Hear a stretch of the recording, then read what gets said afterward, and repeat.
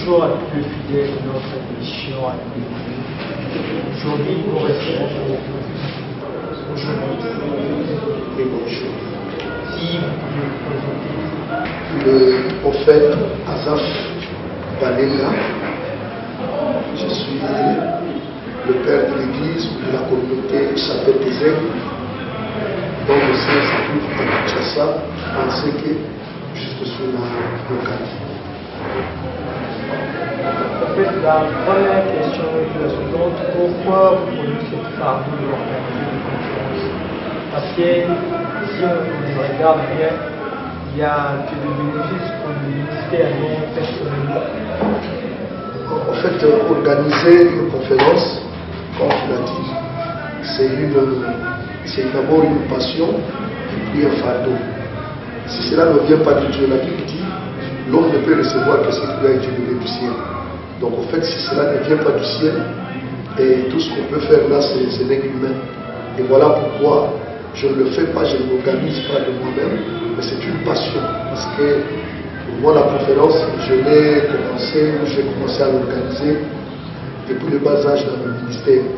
C'est depuis 1999 ou 1999 que j'ai commencé à organiser des conférences. Et quand je ne l'organise pas, je sens c'est comme si je suis étouffé quelque part.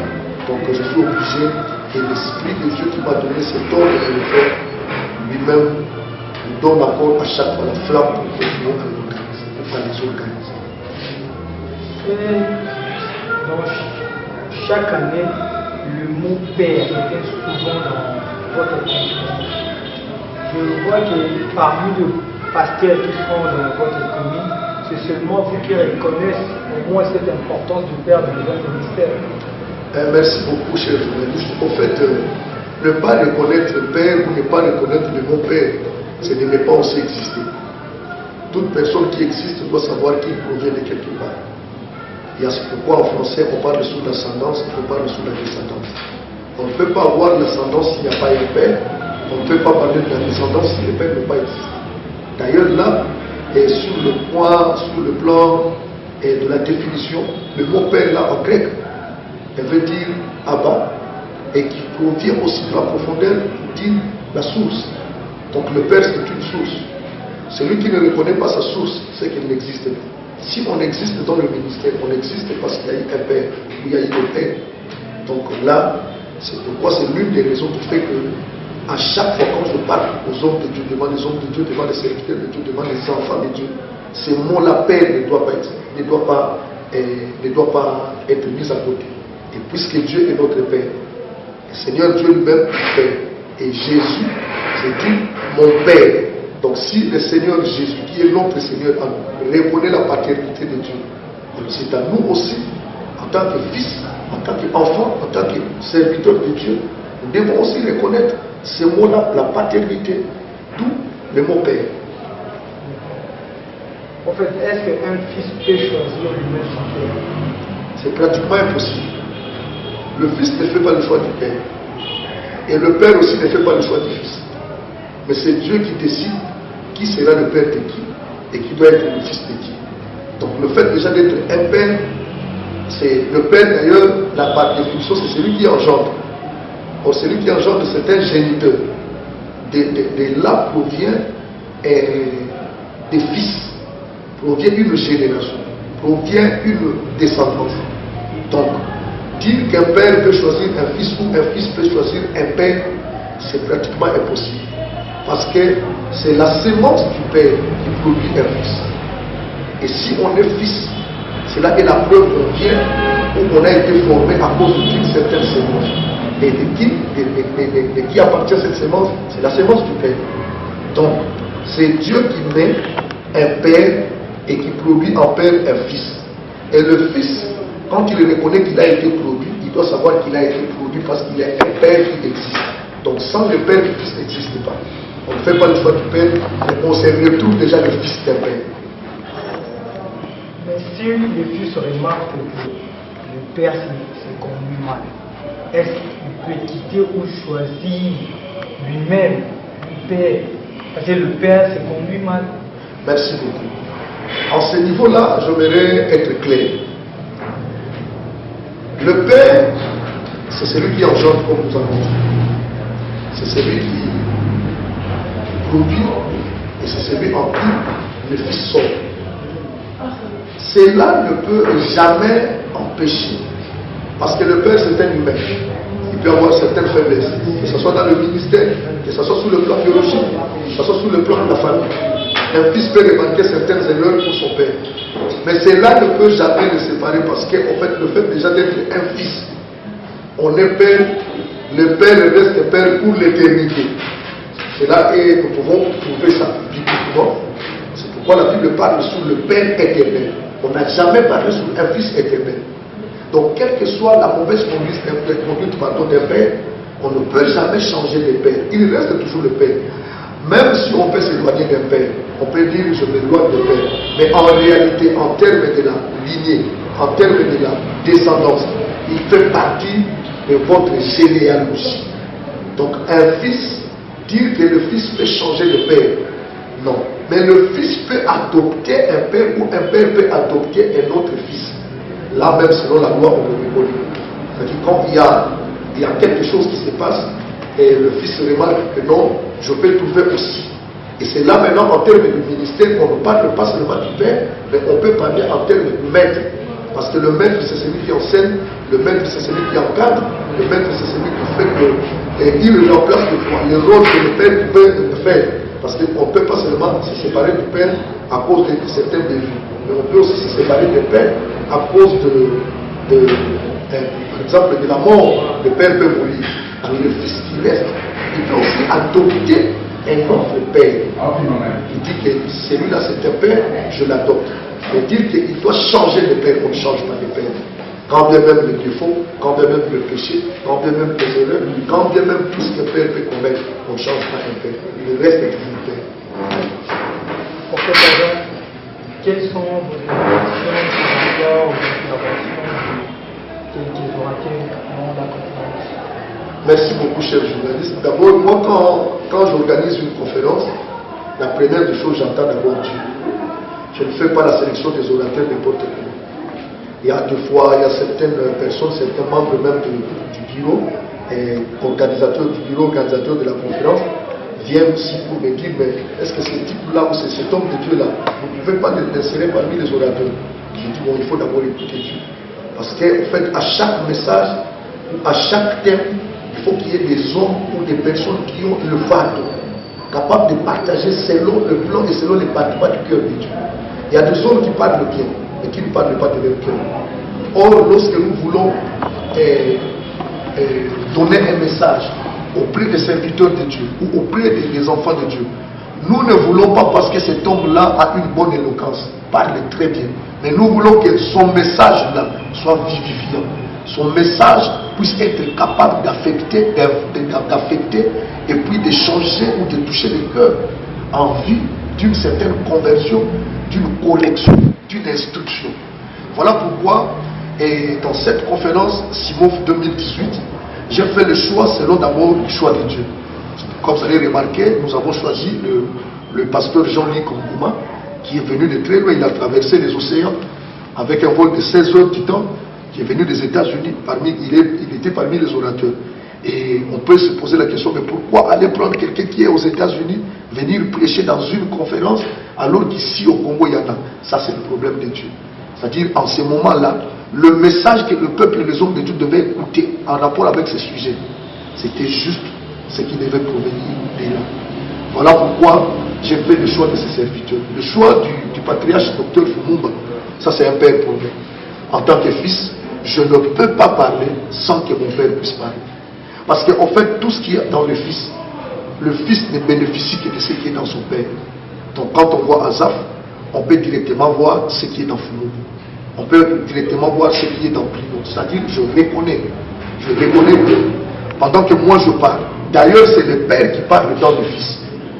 Et quand le fils parle, c'est le père qui parle. Voilà pourquoi il fallait un père, aussi un expérimenté en termes de paternité, ayant la maîtrise de ces sujets qu'il peut partager avec les hommes de Dieu.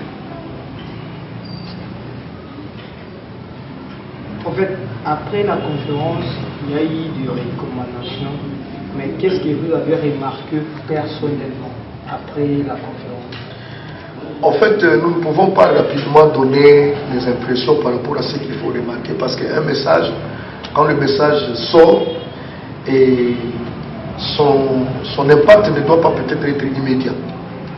Il y a encore le temps, et le fait déjà de récolter, de récolter la connaissance, cela est introduit, cela est appliqué dans la vie de chacun. Maintenant, c'est à chacun d'aller appliquer là où il va exercer son ministère, dans son église locale, dans sa juridiction et dans sa communauté.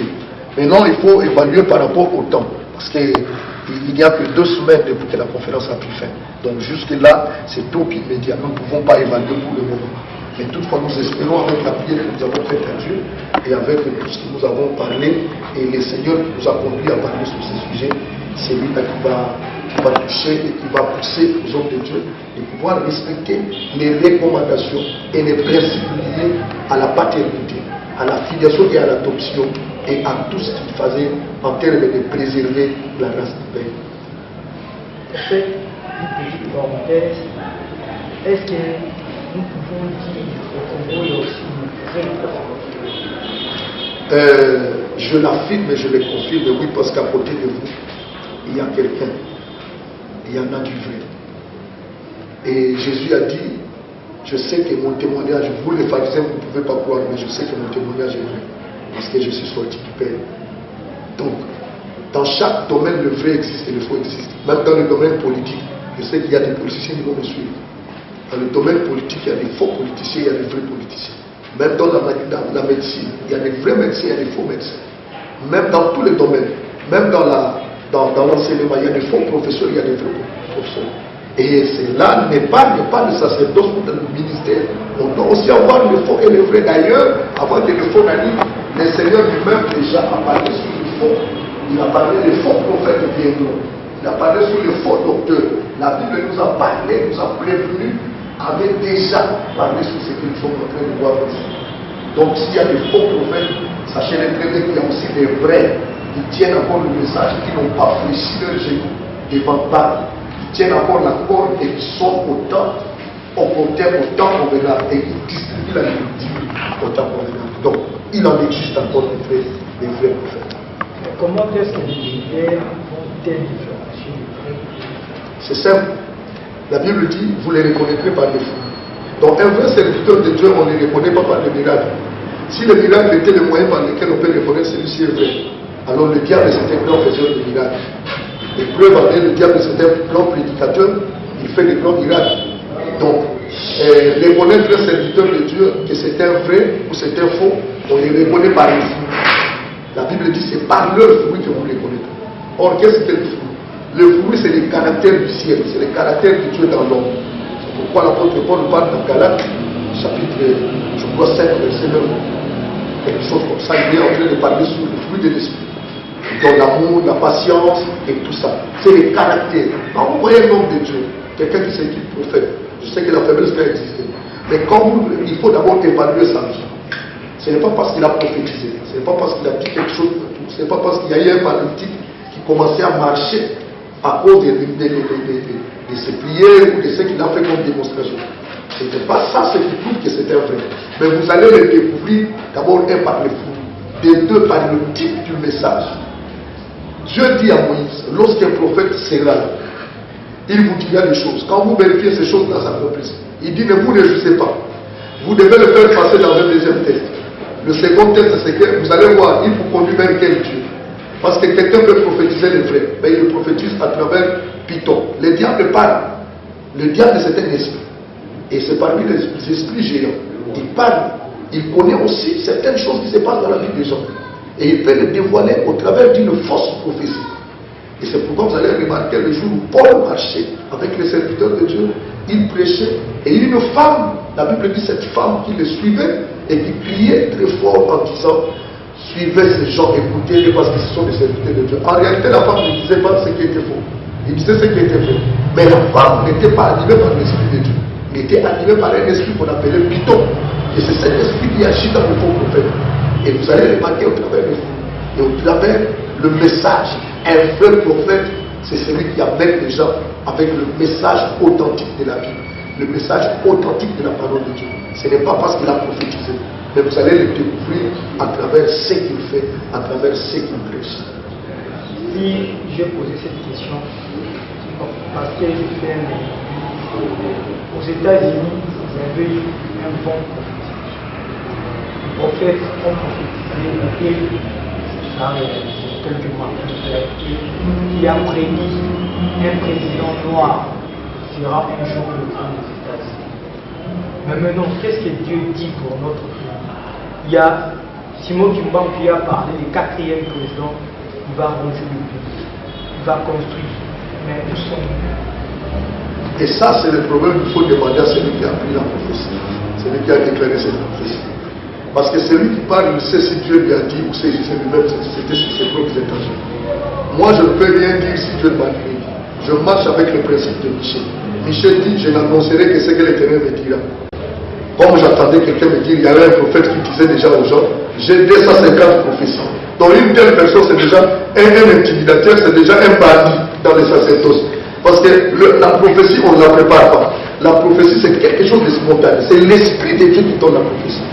Alors, on ne peut pas juger une prophétie ou quelqu'un à travers sa prophétie qui dit Dieu m'a dit. Nous allons le juger quand cela va s'accomplir exactement. C'est vrai, il y a des prophéties qui sont en cours et à long terme. Il y a des prophéties, par exemple, Isaïe a prophétisé, mais qui vont s'accomplir après des milliers d'années. Ça existe. Mais au moins, la véracité ou l'authenticité de la prophétie, c'est que toute bonne prophétie n'a qu'une seule source. Parce qu'il y a 3 sources d'une prophétie. Il y a la source qu'on appelle la source satanique, la médiane parle. Deuxième source, c'est la source humaine, où le cœur charnel, la personne elle-même fait sortir un message selon ses intentions. Ça, c'est une source purement aussi humaine. Mais la troisième et la dernière vraie source, c'est la source divine. C'est là l'Esprit de Dieu qui donne le message. Et quand l'Esprit parle, il n'y a rien à cacher. Il n'y a rien à dire. Alors, tous ces gens-là qui ont prophétisé sur notre nation, ils n'ont que eux-mêmes à juger sur leur prophétie. Parce que ce n'est pas moi qui ai prophétisé. C'est eux qui ont prophétisé. Moi, ce que je sais et ce que je reconnais, c'est que le Seigneur Dieu, à cause de ce qui est écrit, cette nation s'en sortira et sortira du gouffre dans lequel elle se retrouve aujourd'hui. Ça, c'est d'abord un. S'il y a un message particulier que Dieu pourra me porter ou me donner pour ce pays, je ne manquerai pas à le dire. Mais jusque-là, puisqu'il ne m'a encore rien dit, je n'oserai pas parler, prendre Dieu, le mettre là en témoin, alors qu'il n'a rien dit. J'ai peur. Cette nation s'en sortira un jour. C'est le message du prophète Azara. Maintenant, nous revenons à la Russie pour relancer quelques éléments de prédication durant la conférence. Toute la vie de Joseph, il n'a fait que 2 rêves. Le rêveur, c'était son père.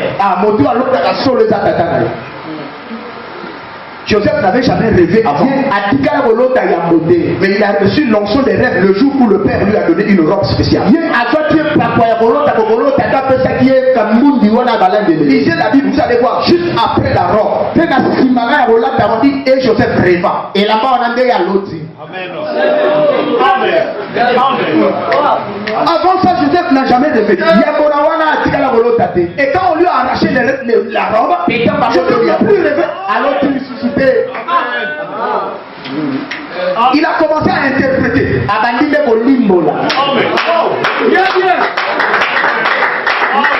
Attendez.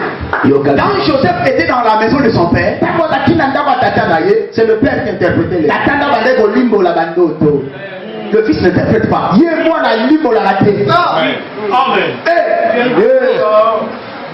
Le fils n'interprète pas. Si le père n'a pas compris, alors lui dit mais vous les fils d'aujourd'hui, tu as eu une vision, tu interprètes et tu commences le ministère. Et quand ça ne marche plus là-bas, père, prie pour moi.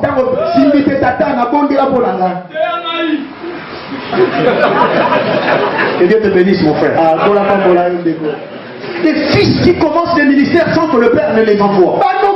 Lotobo, Naïsika Tata Pindaye. Ça ne va pas marcher. Et au temps la paix. Il y a des gens qui ont marché avec Dieu, qui ont fait le parcours avec Dieu. Donc, parce que quand Dieu met le fondement, Dieu ne s'arrête pas sur le fondement.